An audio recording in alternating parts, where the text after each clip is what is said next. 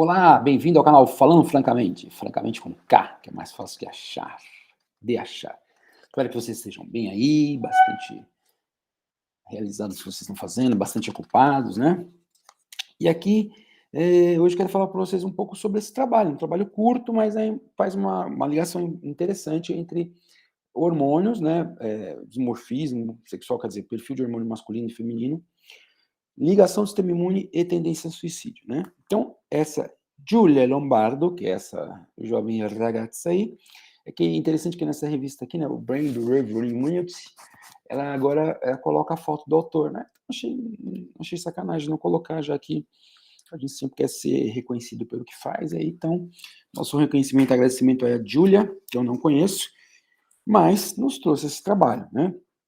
Então, o que que a Giulia fala aí no seu trabalho? Ela faz uma revisão de vários artigos, ela começa dando um histórico para a gente sobre essa ideia de suicídio. Ela fala, por exemplo, que no passado o suicídio ele tendia a ser criminalmente punido, né? Como assim?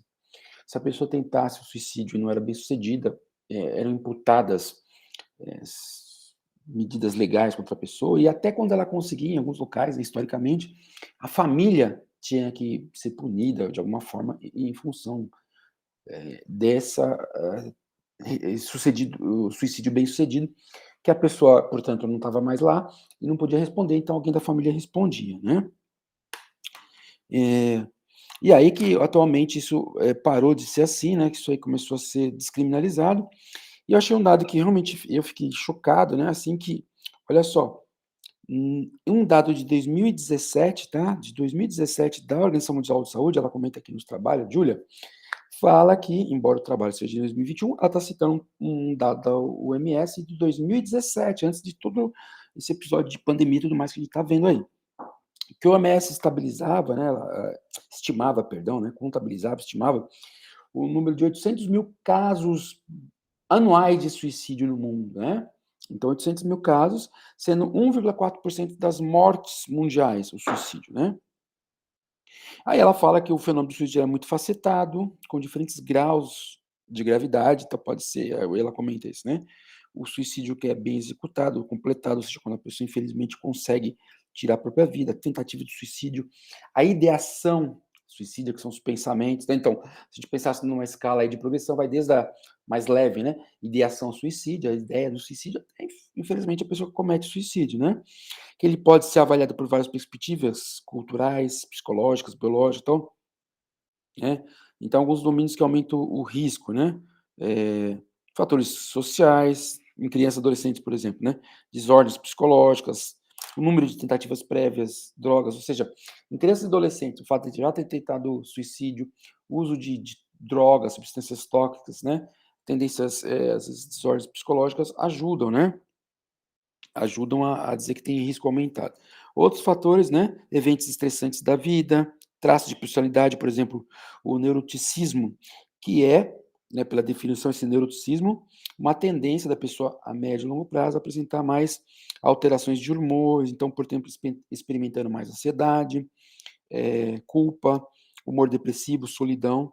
Então, seria um traço da pessoa a médio e longo prazo apresentar mais isso, maior tendência de apresentar isso, né? Então, portanto, também de suicídio. Pode ter questões sociais, questões de desvantagem educacional, né? Até a gente fez um vídeo aqui recentemente da testosterona e a renda lá do pessoal da Lativéria, mostrando que tinha uma alteração na quantidade de testosterona e na função imune, em função da renda familiar, né? Tem um vídeo aí no canal. E aí nos adultos também tem múltiplas causas, por exemplo, saúde mental, abuso de álcool, de drogas, né? Causas recentes de estresse, questões financeiras nos adultos mais do que nas crianças, né? Porque tá em outra fase, né? Outra responsabilidade. Problemas de relacionamento, né? E condições médicas, quer dizer, né? Às vezes a pessoa tem um diagnóstico sério de uma doença, muitas vezes ela, infelizmente, ela tira a vida dela. Aí a maioria dos casos de suicídio completado, ou seja, quando a pessoa consegue, estão ligados, segundo ela, a condições psiquiátricas, né? Desordem bipolar, síndrome de estresse traumático e esquizofrenia. E 50 a 60% dos suicídios tem a ver com desordens afetivas, né? Principalmente na depressão maior, né? Então, eh, aí ele fala que mesmo que na população o maior segmento tem maior risco como segmento, seja aqueles de 35 a 45 anos, né, as pessoas com menos de 25 anos, tá, então tem lá, que faixa que tem mais o suicídio? De 25 a 35 a 44, no total. Mas, se você selecionar por faixa etária, quando há depressão, os indivíduos com menos de 25 anos apresentam um risco maior, tá. Eh Aí olha que interessante, ela fala, a Júlia, apesar da ideação, as ideias suicidas e comportamento suicida, normalmente, né, a gente acredita que está mais associada às mulheres, os homens apresentam taxas anuais de suicídio maior. Então, os homens cometem mais suicídio por ano do que as mulheres e também tem uma frequência maior de tentativas de suicídio, maior que as mulheres, portanto, tá? E outra coisa,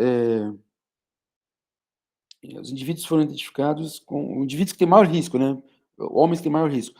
De novo, aquela coisa, maior tentativa quantidade de tentativas anteriores, gravidade de depressão e abuso de droga. Então os homens que já tentaram antes, que abuso de drogas, têm uma depressão mais grave, eh, cometem mais suicídios e tentam mais suicídio. A gente vai ver aqui também que ela fala, inclusive, que a forma do suicídio do homem é diferente da mulher, que o homem, em geral, ele tenta cometer suicídios de forma mais violenta, e a mulher de forma mais não violenta, né, vamos dizer assim. Por exemplo, eh, tirar a vida usando monóxido de carbono, né, aquela coisa do carro, a pessoa se tranca no carro e aumenta a presença de monóxido de carbono dentro do ambiente que ela perde a consciência e vai a óbito, tá. Então, mas não costuma, comparado aos homens, usar de métodos tão violentos, né. Então, é o que eu falei aqui, os homens tentam usar de métodos mais violentos e mais eficazes, né, portanto, e as mulheres provavelmente usam métodos não violentos, né. E aí por que que desse risco aumentado, né, o que diferenciaria, as questões sexuais no processo de suicídio, né. Porque ela fala assim, porque ela comenta que no caso do homem, é porque ele tem essa questão do suicídio ser mais, né, e pode ser isso ligado aos hormônios, que ela fala que nos homens, o tempo que do momento que começa a ideação, a ideia de tirar a própria vida para a execução do ato, né, ou seja, de tirar a própria vida, geralmente é um processo que demora menos tempo no caso do homem. Então também é menor a chance de você, intervir, ajudar esse indivíduo, né. Então nas mulheres, se a gente pensar ao contrário, esse processo do começo das ideias do suicídio até efetivamente elas tentarem o suicídio demora mais tempo, então permitindo assim que essa pessoa seja ajudada, tá. Pacientes deprimidos do sexo masculino tende a apresentar maior irritabilidade, maior comportamento hiperativo, tendência a reagir de forma exacerbada, ataque mais frequente de raiva, e menor impulso de controlar os comportamentos em relação à mulher. Então você vê que todas essas justificativas que ela dá, maior irritabilidade, comportamento hiperativo, tendência a reagir de forma mais exacerbada, tendência a reagir com mais raiva e ter menos tendência de tentar controlar isso, ela fala aqui, embora não esteja chegando, ela fala isso justamente tem a ver, por exemplo, com muitos estudos que sugerem que o homem, o aumento da testosterona tem mais ligação com a agressividade e tem associação com o suicídio bem executado e que um maior número de tentativas, né. Então ela fala aqui do sistema nervoso, do sistema imune, papel do sistema imune no suicídio.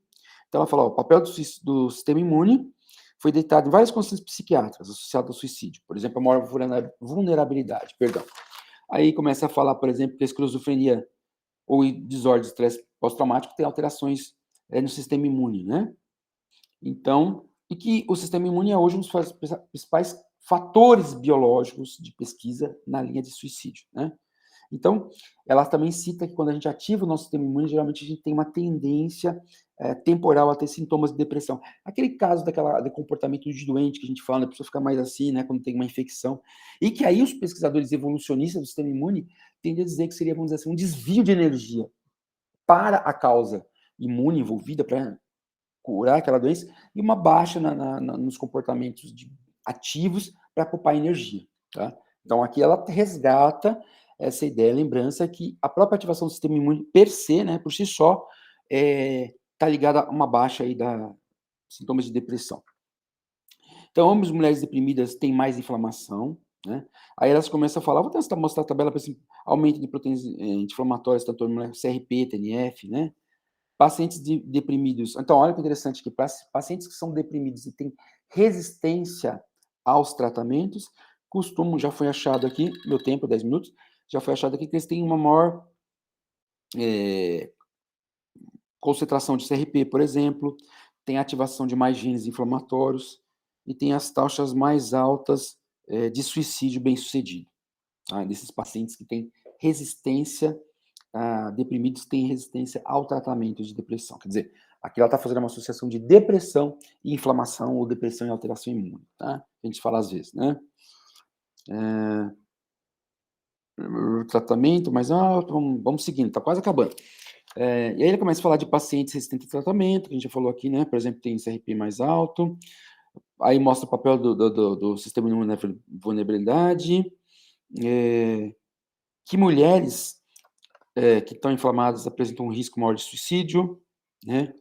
Aí ele começa a falar assim, por exemplo, de diferença, né? Pessoas que infelizmente cometeram suicídio quando você vai fazer a necrópsia, que tem uma diferença, os dois apresentam proteínas ou citocinas inflamatórias no cérebro, mas o perfil é um pouco diferente, para ela poder justificar tudo que ela quer dizer que tem uma questão imune, mas tem uma modulação imune diferente em função dos hormônios, tá? Então, para a gente acabar aqui, o papel dos hormônios sexuais no risco de suicídio. Então, ela fala que a flutuação dos hormônios sexuais tá, né, é um dos fatores que altera a psicobiologia das ordens afetivas. Então, só para lembrar, emoção, porque a gente fala muito de emoção, humor, afeto. Né? Então, emoção é um conjunto de estados, de sentimentos, com componente somático, psíquico e comportamental. Achei legal colocar essa definição. Relacionado ao afeto e humor. O que é o afeto? Afeto é o comportamento a expressão comportamental visível das emoções, enquanto o humor são aquelas coisas que a pessoa sente, são subjetivas e só pode acessar por meio de relatos, tá? Então, por exemplo, para terminar, eu falei isso 4 vezes já, as mulheres, quando elas têm, o esforço suicídio dela está ligado a baixa do estrogênio e aumento da testosterona, né? Isso também, inclusive, na desordem bipolar. E olha que interessante, em termos de ciclo menstrual, muitos estudos sugerem que na fase lútea, ou seja, depois da ovulação, se aquele ciclo de 0 a 28 dias, do 14º você ovula, a fase lútea, que vai do 14º até a menstruação, está mais ligada ao suicídio bem-sucedido e às tentativas. E tem trabalho que mostra que a progesterona aumentada está ligada ao suicídio. A gente ter que lembrar que quem segura o endométrio, aquela coisa toda lá na segunda fase do ciclo, é a progesterona alta. Então, olha que interessante.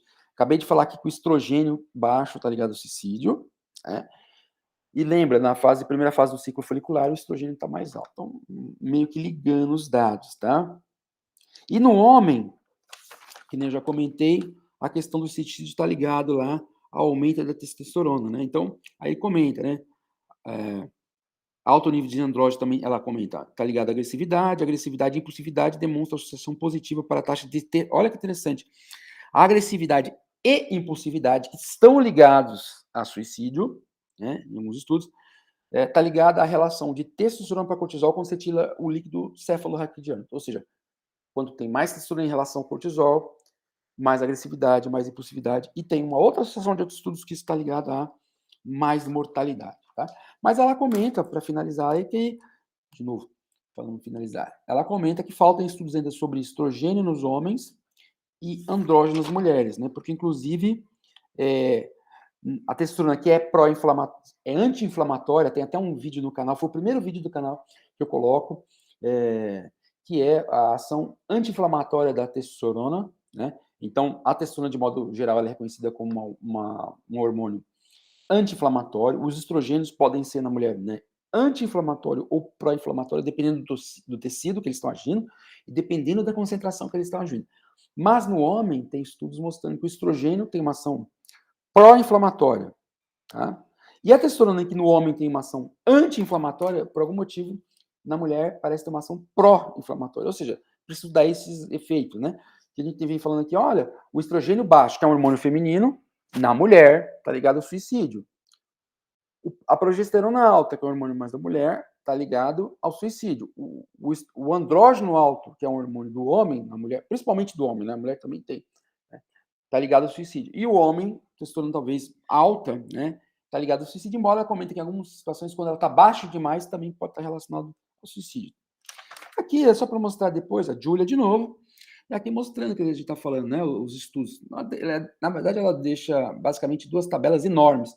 E ela vai falando aqui, depois você dá uma olhada, né, por exemplo, as amostras lá, tendência dos achados, né, quem tem mais CRP, mais suicídio, maior contagem de célula branca, mais suicídios nas mulheres. Ela vai falando, eles vão falando a expressão de gene inflamatório, interleucina 1B, TNF-alfa, todas essas interleucinas aqui em vários estudos, né, seja com depressão, seja com homem e mulher, ó, é que esses daqui foram, vamos dizer, pós-morte, né, cadáveres, né, e tentando ver essa relação aí com os, a vulnerabilidade, ó, alterações do sistema imune, essa inflamação, maior vulnerabilidade de suicídio, tá? Um monte de estudo. Então é isso, né, gente? Uma coisa importante aí para mostrar que quando se pensa em suicídio, e a gente vai fazer um julgamento moral da pessoa, né, vai falar: "Isso aí foi uma fraqueza", e tal, a gente tem que pensar que talvez, e muito provavelmente, né, por essa pesquisa leva a indicar, que essa pessoa não estava em toda, ou melhor dizendo, com toda a sua capacidade de decisão, de julgamento, diante das pressões que a gente cada um, né, não tem a música lá, né, cada um só sabe a alegria e a tristeza de ser o que é. Então, é difícil, né, a gente intervir, fazer qualquer julgamento, porque a pessoa, só ela sabe o que ela está enfrentando, e além disso, o que é pior, né, além dela só ela saber o que ela está enfrentando, ela provavelmente não está com todos os seus mecanismos, de lidar, de gerenciar com a situação perfeitos, né. Então isso aumenta muito o risco aí do suicídio. Isso parece que tem um perfil, tem uma relação que essas situações que ela está enfrentando vão mexer com o perfil hormonal dela, que consequentemente vão mexer com o sistema imune, não sei se consequentemente, né, mas mexe com o hormônio, mexe com o sistema imune influencia o hormônio influencia o sistema imune. E aí isso parece também ter uma tendência, de, vamos dizer assim, de dismorfismo, né, de diferença em relação ao sexo na espécie. Por isso parece que na mulher talvez sejam mais os hormônios e no homem mais outros. E de qualquer modo, embora o estudo não fale nada disso, isso, para quem é da área, por exemplo, de educação física, fica aí uma ideia interessante, que pode ser que o exercício, já que a gente tem esses efeitos de exercício, papel anti-inflamatório, modulação de neurotransmissor, da questão do exercício poder ser uma ajuda aí para as pessoas que estão enfrentando essas difíceis situações, da ideação suicida, desses problemas mais certo, ok? Espero que vocês tenham gostado. Um abraço, deixe seu like aí, convide as pessoas para o canal. Esses dias eu às vezes estou passando uns 2, 3 dias aí sem postar, porque estou numa correria, né? Nas férias é mais fácil. Aí na correria de tese de aluno, estudar para projeto do aluno, que eu tenho que estudar uns projetos bacanas aí. Mas eu sempre, com a graça do criador aí, continuar mantendo os vídeos para a gente ir aprendendo e estudando um pouco mais, tá bom? Um grande abraço, até o próximo vídeo. Tchau, tchau.